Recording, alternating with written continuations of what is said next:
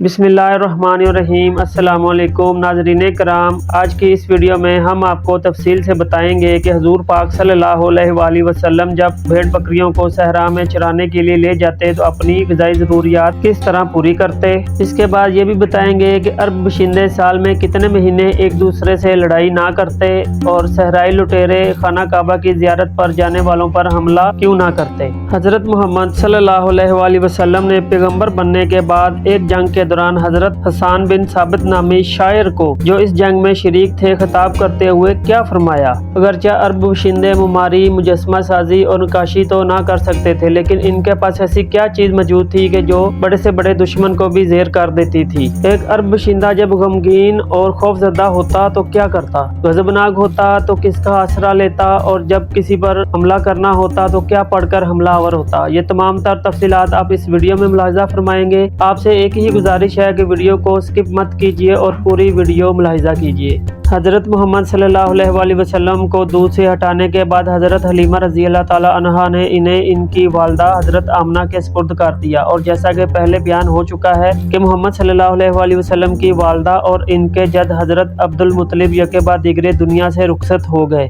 اور پیغمبر اسلام صلی اللہ علیہ وآلہ وسلم کے چاچا حضرت ابو طالب نے ان کی سرپرستی کا فرض سنبھالا، اور وہ انہیں 12 سال کی عمر میں اپنے ہمراہ شام لے گئے۔ جب حضرت محمد صلی اللہ علیہ وآلہ وسلم اپنے پہلے سفر کے بعد شام سے واپس لوٹے تو انہیں دوبارہ مویشیوں کی پرورش کی ذمہ داری سنبھال دی گئی۔ وہ ہر صبح بھیڑ بکریوں کو لے کر صحرا کی طرف نکل جاتے اور جزیرۃ العرب کی جھلسا دینے والی دھوپ میں مویشیوں کی دیکھ بھال کرتے رہتے تھے۔ جب تک گلے کی بھیڑیں دودھ دیتی، حضرت محمد صلی اللہ علیہ وآلہ وسلم صحرا میں ان کے دودھ سے اپنی غذائی ضروریات پوری کرتے، اور جب بھیڑوں کا دودھ خشک ہو جاتا تو پیغمبر اسلام صلی اللہ علیہ وآلہ وسلم کی غذائی ضروریات صحرائی نباتات اور ان کے ریشے ہوتے تھے۔ جب پیغمبر اسلام صلی اللہ علیہ وآلہ وسلم جوان ہوئے تو اپنے دوستوں کو مکہ کے صحرا میں لے جاتے اور وہاں کے کچھ حصوں کی نشاندہی کرتے اور فرماتے کہ میں ان مقامات پر مویشی چرایا کرتا تھا اور یہ نباتات میری خوراک ہوا کرتے تھے۔ جیسا کہ کہا جاتا ہے کہ عرب باشندے سال میں 4 مہینے ایک دوسرے سے لڑائی نہیں کرتے تھے، اور حج کے زمانے میں صحرائی لٹیرے نہ تو کعبہ کی زیارت پر جانے والوں پر حملہ کرتے اور نہ ہی تجارتی قافلوں پر، اور بقول عربوں کے نہ حاج پر حملہ ہوتا تھا اور نہ داج پر حملہ ہوا کرتا تھا۔ حج کے زمانے میں مکہ کے نزدیک ایک بہت بڑا بازار منعقد ہوتا تھا جسے آج بازار عکاظ کے نام سے پہچانا جاتا ہے۔ جزیرۃ العرب کے ہر خطے کے لوگ اشیاء ضرورت کی خرید و فروخت کے لیے اس بازار میں جمع ہوتے تھے۔ یہ بازار دراصل خود مکہ میں نہیں بلکہ اس کے نزدیک ایک چھوٹے شہر میں منعقد ہوتا تھا۔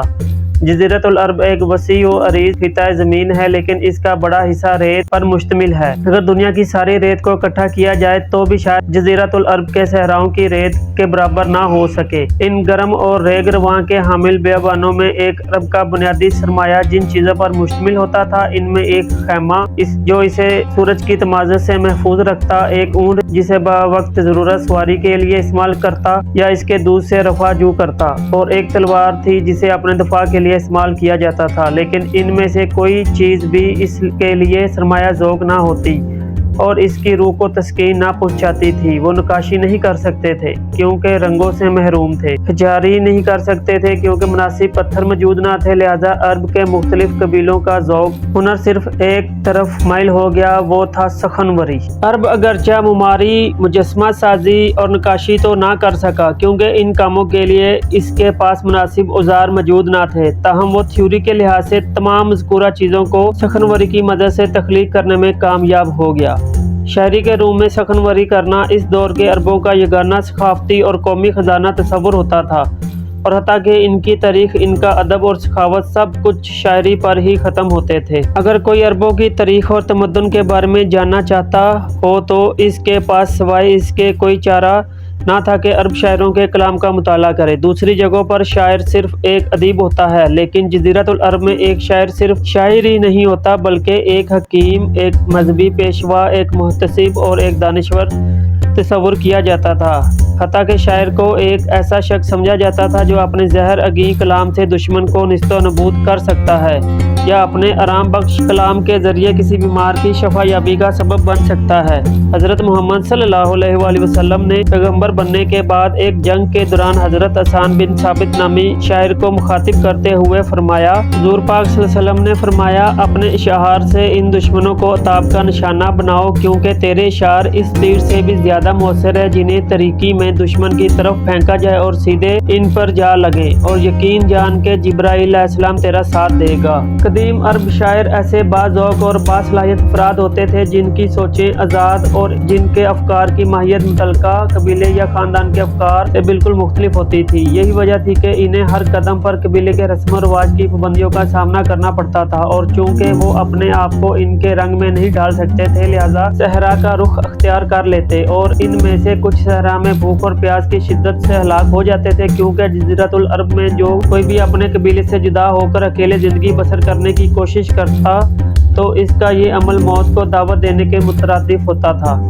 تاہم کچھ شاعر اپنا پیٹ بھرنے کی خاطر صحرا میں راہ زنی یا ڈکیتی کو اپنا ذریعہ معاش بنا لیتے تھے۔ عکاظ کے بازار میں ہر سال عرب شاعروں کا ایک اجتماع ہوتا تھا، اور اسی بازار میں محفل سخن بھی منعقد ہوتی تھی۔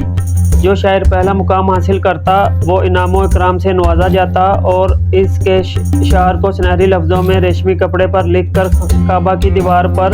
آویزاں کر دیا جاتا تھا، تاکہ دوسری عرب قومیں جب مکہ آئیں تو ان اشعار کو پڑھ کر لطف اندوز ہو سکیں۔ حتیٰ کہ یہ اشعار پورے 1 سال تک دیوار کعبہ پر لٹکے رہتے، اور اسی بنا پر انہیں معلقات کہا جاتا تھا۔ عرب شاعر کے کلام میں اتنا اثر ہوتا تھا کہ ایک دفعہ ایک ایسے شخص نے جس کی 7 بدصورت لڑکیاں تھیں ایک شاعر سے درخواست کی کہ وہ اپنے اشعار میں ان لڑکیوں کی کچھ اس طرح تعریف کرے کہ مردوں کے دلوں میں ان سے شادی کرنے کی خواہش پیدا ہو جائے، اور اس شاعر نے لڑکیوں کے کمالات کی کچھ اس طرح تعریف کی کہ ان میں سے ہر ایک کے لیے کئی چاہنے والے پیدا ہو گئے۔